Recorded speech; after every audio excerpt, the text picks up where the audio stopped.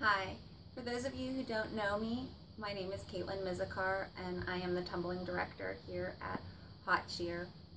I wanted to talk to you about the way that we progress our athletes in tumbling and a program that I have been working on with Coach Scott and Coach Nicole for the past year, and we are really starting to implement that program here with the start of the new season. So the way the program works is each athlete in our competitive program has their own individual skill chart that we keep in the gym in a binder, and every time the athlete gets a new skill, we mark that skill off on their skill chart.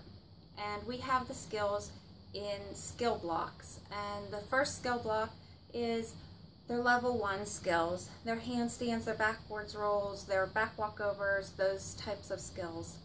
The next skill block is mostly level 2 skills, but there are level 3 standing skills in there as well. It's all their back handspring skills.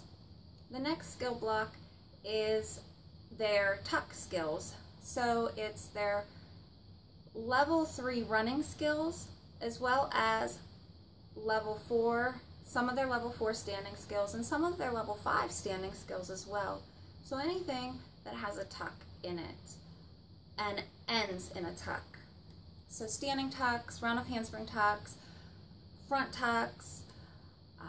handspring front tucks. The next skill block is their level 4 skills, their layout skills. So their round of handspring layouts, their hand layouts, their punch front through to layouts. The next skill block is their single twisting skills. So the beginner level 5, the restricted 5, the youth 5 skill block.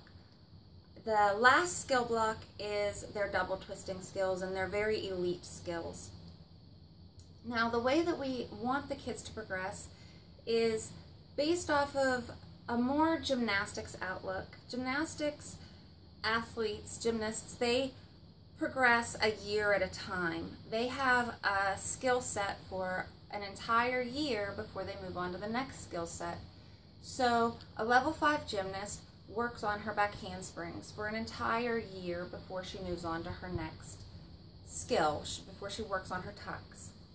So we've taken that outlook, and Scott and I have gone to many workshops with Debbie Love and Shay Crawford and Brett Hansen, who are 3 of the top tumbling gurus in the sport of cheerleading, and they have the same outlook as we do on this. We at HotCheer, though, have kind of condensed that a bit to say 7 to 9 months that we want our athletes to have that core skill. So say Scott gets his back handspring and he has mastered that standing back handspring. So mastery of a skill is he can come in and do that back handspring 10 times with really flawless technique without a warm-up. I won't have to spot him on that back handspring. He won't have to warm it up on the tumble track. He can just come in and do 10 single back handsprings with flawless technique. He's mastered it. So then in another 9 months, he can start working his round off handspring tuck. So he has that core skill. He has that core back handspring. In those 9 months, though, he has all these other back handspring skills that he can work on before he can start working that tuck. While he's working all those back handspring skills, he can be doing tuck drills, though. We have a bunch of drills that we can work with them to work towards that tuck. So whenever those 9 months are up, that round off handspring tuck can be achieved very, very easily. We don't want our athletes even throwing the next skill on trampolines or tumble tracks or the floor before that 7 to 9 months is up, because we want them to sustain their skills.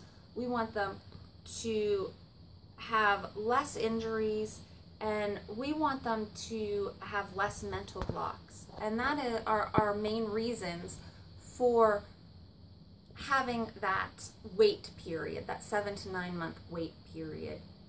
We also want them to be able to have all these skills in between.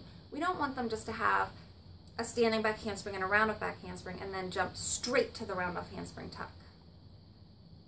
We also are working lots and lots of conditioning and drills so their bodies are super strong and able to do all those other skills and not just have a standing back handspring, a round off back handspring, and a round off handspring tuck.